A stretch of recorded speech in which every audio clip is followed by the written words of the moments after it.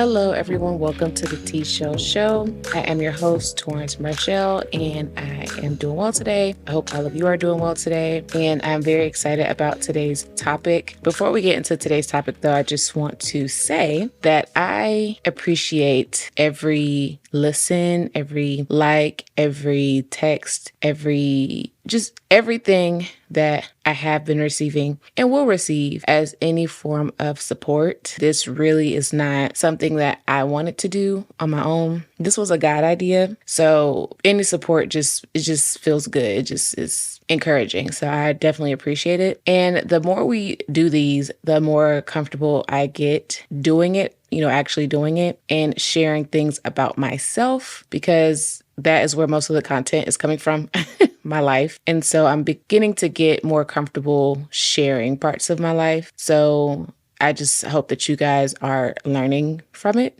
and it's helping you in some way, shape, or form. Also, since today's topic is about parenting while healing, in order for this to make sense, I'll have to talk about my childhood and my family. I'm not going to go deep into anything, but I just want to put out the disclaimer that I am not bashing anyone or speaking negatively on anyone. I'm simply just speaking the truth about my experience in my family. Just had to put that disclaimer out there for anyone who hears, but especially my family, if they listen to this. I'm not bashing anyone or trying to be mean or negative. I'm just simply stating facts regarding my childhood and my experience in my family. So now that we got all of that stuff out the way and the disclaimers and all that, let's get into it. And so this is something I try to have like a conclusion at the end. This is not something where I really have a definite conclusion. I can just do an update for where I am right now. Because I'm still healing from things and things are being lifted off of me and things like that. My mind is being renewed in some ways. So I just really want to share this. This really is just like open discussion. I want to hear other people's take because I don't hear a lot of people talking about stuff like this, especially in the faith. So I really just want to have like dialogue with you guys. So that's the purpose of today's show. So parenting while healing. First of all, parenting while healing is so hard because it feels like you're parenting yourself as well. Like if you've gone through any significant like healing processes or like stripping of yourselves or anything like that, when you learn something about yourself, a really deep-rooted issue, sometimes it just takes the wind out of you. Like there have been times where I discovered certain things about myself and the why behind it and all of that. And I just didn't want to do anything but lay in bed all day because I was trying to process these things and I was also trying to make sense of it. And I just really wanted to spend time alone and let God reveal things to me and kind of start the like healing process. Discovering these things are a part of the healing process, but sometimes I feel like God allows you to sit with some things for a minute before he starts ministering to you about said problem. But when you are a parent, you cannot do that. Now, maybe you have the luxury of doing that if your kids are older, like teenagers or something, because they may have developed their own sense of identity and independence. So they don't need to be up under you all the time. They don't need you all the time to do everything for them. And in that case, definitely take advantage of that. But for me, I have small children, so they need me for everything. And so getting up on those days where I just wanted to stay in bed were really hard because my kids are also really intuitive, especially my son. So he can tell when something is off with mommy. He can tell mommy is here and she's doing all these things, but maybe she's just not feeling it today. And so that's also hard when you are aware that your children are aware of your mental state to a certain degree. You can hide it, but kids know, like they know, just like when your kid is off or something is wrong with them, but they're trying to hide it, it's just a part of that parent-child relationship. But I found that in those times, again, most of this happened in 1 year. And in that year, I was isolated as well. So I really didn't have an outlet for these issues. I didn't really have anyone to talk to about it. I just kind of had to talk to God about it and just accept that parenting does not stop. Like whatever's going on in your life, in your mind, in your heart, you still have to get up every day and be a mom. A good mom too. Because you could be, look, you can be a mom, but that doesn't mean you're a good mom. It takes more effort to be a good mom than it does to just be there, you know? So if you want to be a good mom, you still have to put in the work and the effort every single day, regardless of what you're going through. And so with that being said, I'll kind of dive into when I discovered that I even had trauma. Because for the longest, I thought that I was fine because I survived my childhood and I did not turn out like what I've seen or what I've come from. But the Lord revealed to me in 2023, I keep talking about this because 2023 was just, a lot happened that year. Actually, I'll go back, right? So 2022, I've said this already. I was in a relationship, very short-lived though. And I had known a little bit about some things about me. I had discovered that I had codependency traits. I was codependent. I was just flat out codependent. I learned that before that relationship, but I was mindful of that in that relationship. And God had already revealed to me that I was dealing with rejection issues that stem from the relationship or lack thereof with my biological father. So I already knew those things, but I did not know how deep that stuff goes. And so when I dated this person in 2022, this was my first new serious, and I say serious because we talked about things. This is my first serious situation or relationship since I was with the father of my kids. So I dealt with it a certain way. And so when that relationship ended, granted, I say this all the time, I knew it wasn't going to work for a lot of different reasons, but when that relationship ended, I felt very just not grounded. I felt very shaken up and very unstable. And it led me to do things that I had not done in years that really were not like me. And I knew I shouldn't have been doing them, but I was doing them anyway because I just didn't want to deal with what I was feeling. So initially, I thought that I was just acting that way because of the relationship, like their relationship ended. But a part of me knew it wasn't that because it was a short relationship. That person hadn't even gotten that deep into my heart for him to justify all of the things that I was doing. And so I felt very led to go to therapy, which I was fighting for a long time before because I'm like, therapy doesn't fix issues, yada, yada, yada. I wasn't against it, but I just didn't see the need for it for myself. But God told me to go to therapy. And so for about a good month or two, I did the BetterHelp therapy, and I was there. And in that time, I dealt with a lot of childhood trauma. And this was mostly related to my father issues. And so the things that I was dealing with at the time were really like relationship based, like my relationship with men, why I was codependent, all these things. And I believe I got over that quickly, mainly because around that time I had actually met my father for the first time that I remember anyway. So that's that. That was related to my relationship with men. But then as time progresses, God is dealing with me about certain things too. He's just helping me to realize things about myself. Like, I don't like that I get frustrated so easily or that I get overwhelmed so easily, that I'm not patient. I realized that I wasn't patient. And, I'm a bit of a yeller. And I didn't realize yelling was unhealthy because in my mind, I felt that that was the only way to be heard. I didn't realize that initially, but in my mind, I'm like, I have to yell things at my kids because that's the only way they will hear me. And it doesn't really stem from my children. And truthfully, I never even really yelled as a child at home that I can remember anyway. But outside of that, dealing with other relationships, I did feel like in close, intimate relationships, I had to yell to get my point across. I had to speak up. Like I couldn't just speak normally and people would hear me, what I had to say and listen. And so once I got in therapy, I realized that some of the things that I lacked, and this is really like an introspective thing or a me and God thing, because if you ask anyone around me, they'll say like, I'm a good mom, truthfully. And a lot of people who see what I do for my kids say, you need to give yourself a break. And while I do appreciate that, I live with myself and God sees parts of me that nobody else sees. He sees parts of me that I don't see. So I know where I lack and I know how it affects my children. And it affects each child differently because each child is not the same. But my son is the male version of me. And so that's where I tend to struggle with the most because I want to give him the things that he needs because I can identify with what he needs outside of him just being a child. He's like me.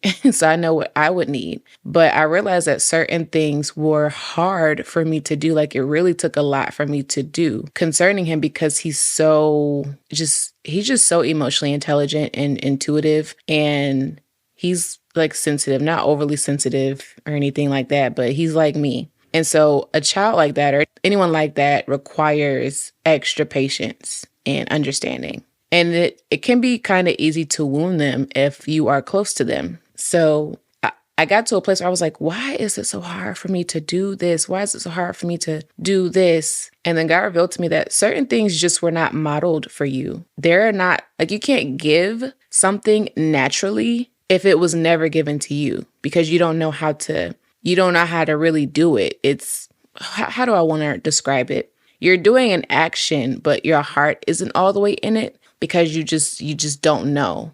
You're just kind of like winging it. And again, I don't have support really when it comes to my kids. So there's no one for me to lean on in times of trouble like this. And so once he showed me that there were a lot of things that were not modeled for me that I did not even think of until he made me aware of how I parented and what is required of me when it comes to my children. And so I was like, wow, I didn't even think of that because in my mind, so I'm going to just put this out there. I've already said it before. I had both mommy and daddy issues. And so both issues affected me differently because, there were two different relationships. And, as a female or a male, certain things just affect you differently.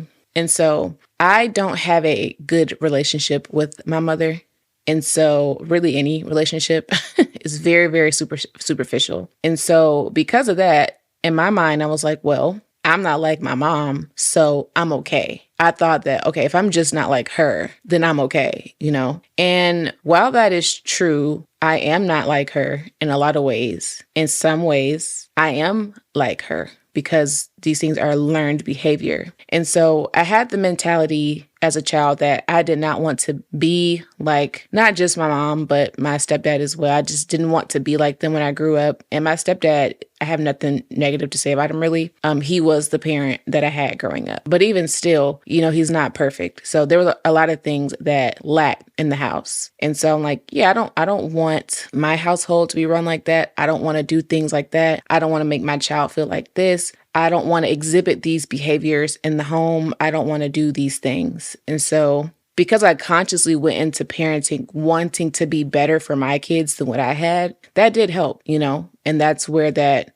you're a good mom. That's where that comes from, me consciously being aware of certain characteristics and traits that I did not want to exhibit to my family. But in the same breath, because it's natural to pick up on habits and things like that when you are in the house with someone for years, there were things that I picked up from my mother that I did not like and did not realize. And so when God showed me the ways that I was like my mother, I was so not upset, but I was just so confused because in my human effort, I did all this to not be like her, just to still in some ways be like her. And so the Lord started working on me regarding certain things. I mean, just the sheer fact that it was shown to me that I was similar to my mother in certain ways. Once I had the understanding, the Lord was able to do a lot with just that. So it's okay, this is a problem. I'm going to surrender this problem to you and let you have your way. And that worked. And I could see the difference in that with my children, especially my son, because not only is he like me, but he's the boy and he's the oldest. And boys just have different relationships with their mother. They just love their mom.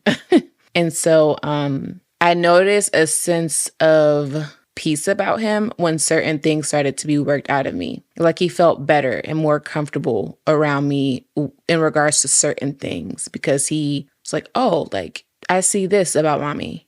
And okay, mommy's doing this more. I like that. And I also, this is one thing I do. Some people don't agree with this, but I don't care. I apologize to my kids. There have been times where I've had to sit with my son and plainly ask him, like, do you like when mommy does this? Or are there some certain things that I do that you don't like or that make you feel upset? And he will plainly tell me, yeah, I don't like when you do this. I don't feel good when you do this. And so I do that because I want him to understand, yes, I'm your mother and you are to respect me as your mother, but I am human and I don't do everything right. I'm not always right. And so when I'm wrong, I can come to you, talk to you openly, because I want you to come and talk to me openly. And I can apologize to you. You are a person. So I don't want to model, even if I'm wrong, I don't have to come and say anything. You're the child. I do it. If I'm wrong, I'm just wrong. No, I'm going to acknowledge that I'm wrong and apologize so that both of my kids are used to that type of interaction in life. Don't get used to people doing you wrong and not acknowledging that. Everyone isn't going to apologize for the wrong that they do. But, when people do apologize, I don't want that to be foreign to them. That is something that never really happened in my house. Apologies weren't a thing. If my parents were wrong, it just was what it was. And that's fine. That's them. But again, I want to do better. I want to be different for my children. And so, as I'm healing, I find that my relationships with my children are better. And it's more special, honestly, too, because I think they realize that you're human and that you're trying. They can see that you're trying. They can see the growth. And so I think that they appreciate you a little bit more. And I also appreciate them more because truthfully, I had my children young and that wasn't a part of the plan. But all of the things that I'm doing now and all of the things that I committed to doing once I even found out that I was pregnant is because of them. Truthfully, I can tell you honestly right now, I don't know what I would be doing with my life had I not had my children. They are my motivator for life. They're the reason for everything that I do. God instructs me on things to do, but he can be, if I hadn't had kids, he might be instructing me, but I just might be slow to do certain things. I would not probably even be willing to work on all these things if I didn't have kids because it would only really affect me. But everything wrong with me directly affects my children. And I don't want to traumatize them. I don't want them to grow up and have to be in therapy because my mom did not do this for me or my mom did this. And I can't control their relationship with their other parent. That is between them. But I can control how their relationship with me goes. I can control what I do, And so I'm very happy to have realized all of this stuff early in life when my kids are still young and so forgiving. I don't know at what age children become a little bit unforgiving where that resentment really stores up. For me, I don't remember how old I was, but in the 4th grade, that's when I realized that I felt differently about my mother than I ever had before. And so at that point, that's when that resentment and hate built up in me. And so my kids aren't anywhere near that, but I do my best to correct my mistakes and go to God and let him, continue to change me. And so with all that being said, I kind of want to leave it there. There's a lot more I could say. And I could go deeper. And actually, this is what I will say. So while some things can be learned behavior can be generational curses. But even beneath all that, I knew that there was a generational curse, several going on in my family. And I think that's why I harp on my son so much, because in my family, there aren't any men for real. So actually, and I'm speaking on my mom's side of the family, I believe the women outnumber the men naturally, but the men in our family are not men. There really is no presence of men. I've never really seen any leadership that ties to God and his word and things like that. There's never really been any of that. It's just been a bunch of matriarchal tomfoolery. And so I was able to discern that, okay, the enemy has it out for the males in my family. And so boys growing up and having mommy issues is a real thing. And I know what that looks like because I've seen it in my own family and I've also dated it.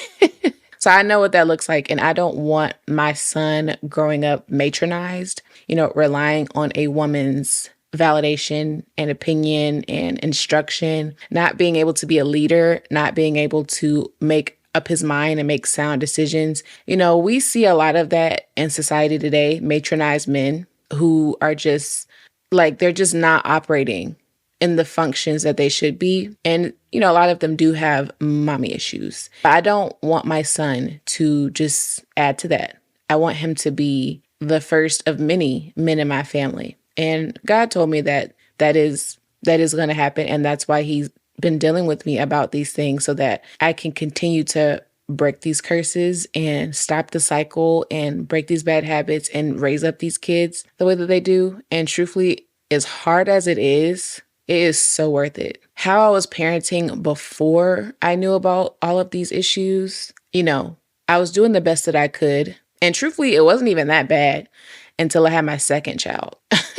Something about the second kid, just because you and your one, you guys know each other, you guys have a certain schedule, structure, and the second child comes in, and now you have to divide yourself and your attention even more. And again, I'm unmarried, and so I don't have a husband to take care of certain things while I focus primarily on this or this or that. I have to act as both the nurturer and provider. So that can be very hard. And then you have to take care of yourself as well. And so this is also one thing I want to add for anyone who is in a similar situation, because I got really scared, I want to say maybe for a minute, because I know how detrimental it can be for a man or a boy to grow up around only women and raised up under just his mother, just a single mom, no man in sight, no man to, even if there is a man, that man probably can't teach him anything about being a man. And I can't teach him anything about being a man. I can teach him certain aspects about how he should relate to women, but I can't teach him how to be a man from a man's perspective. And so I found myself wanting someone to kind of fill that space for a minute. And then God was like, no, I don't want you wanting a man for his utility only. You can do those things with me. So the leadership in my house is God and his word and his standard. And so I kind of treat it like he is the father. I mean, he is the father, but when there's a situation, I try not to go off of just what I think about it or what I say about it. Let's look at what God says about this and what's his standard for this.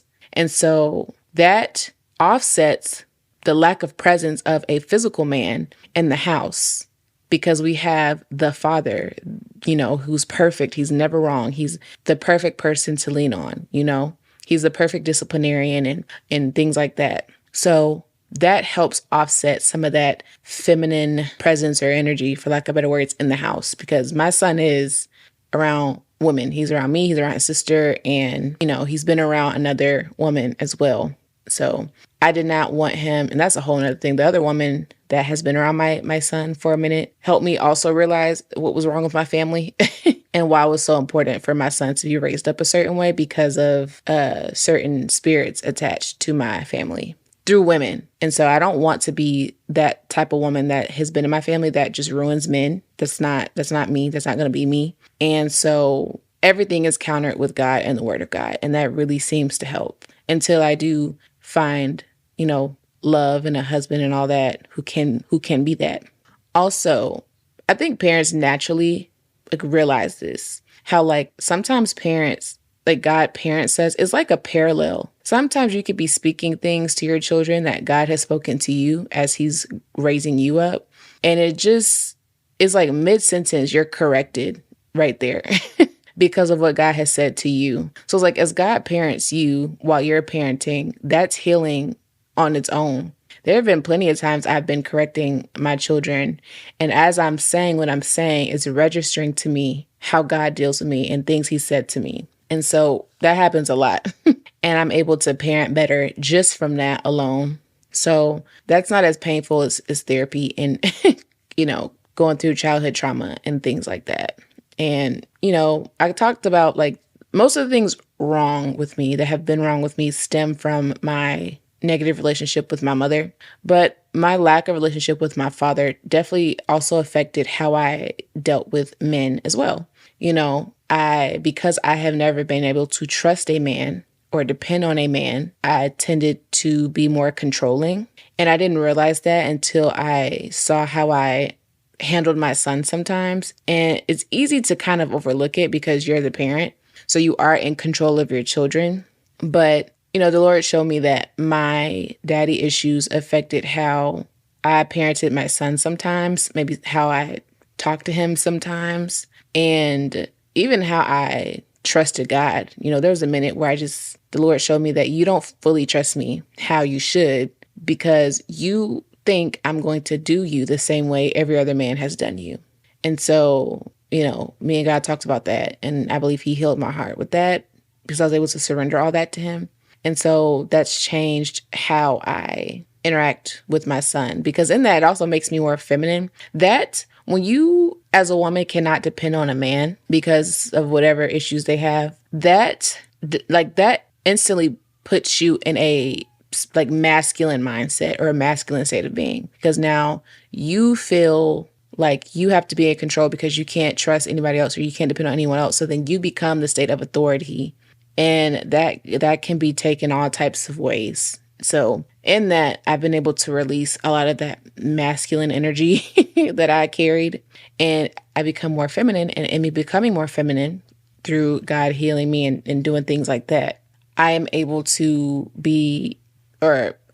demonstrate that with my son, because my relationship with him is going to model his relationship with other women. He's going to want other women who reminds him of his mother. And so that could be a good or a bad thing. If I am the ideal woman, ideal candidate for marriage or anything like that, that's a good thing. He will find someone that's a good wife. But if I remain a bad thing and masculine and all this other stuff, then he's going to get women like that who are going to control him and talk down on him. And I don't talk down on my son, but control, I'm his mother. So there's still certain things I would not do, but other girls out there who exhibit stuff like that, they don't care for your son like you would. And so I see this all the time. Men who mommy issues, they tend to date women who are in control and talk to them any kind of way and all types of things like that. So I don't want that for my son. I want him to be everything God has called him to be, and he will be that. And I want my daughter to be everything that God has called her to be too. And that's important too, because I have to show her the type of woman she should be. I don't want her growing up and being like, I can't depend. And this is never something I've told my kids. I've never told my kids that you can't depend on men and trust men. That's crazy, But it's all about what they see you do, your actions. It's not all about what you say. Like if they see that you act like you don't trust men and things like that, it'll affect them. And so parenting while healing has been a roller coaster ride, but I'm grateful because I just appreciate parenting and my children even more. And the fact that I even have children, this stuff is so important to me to work out. Versus if I didn't have kids, I probably wouldn't care as much to heal and things like that. So yeah, there's a lot more I could probably say about this. I could go a bit deeper. This may be a part 2 because I do want some people's opinion on this, or I want their perspective on here. Maybe though, probably not. So if this isn't a part 2, I hope that this is good enough for you, food for thought, and I want to hear what you guys have to say about it. But if it is a part 2, then you'll see it when it's done. But yeah, that's pretty much all I have to say about this topic. So I hope I gave you some food for thought. Make sure that you leave comments and chat with me down below on YouTube. Again, if you're not on YouTube, you can find me there at the T.chelle Show. Make sure that you like, comment, subscribe, share the video, hit the notification bell and all of the YouTube things. You can also find me essentially on every other social media platform at Torrancemarchil, including SoundCloud, because the podcasts are on SoundCloud as well. So be sure to check me out there. But yeah, without further ado, I will allow you to we're done here. And I hope that you have a great rest of your day. And I will see you in the next episode.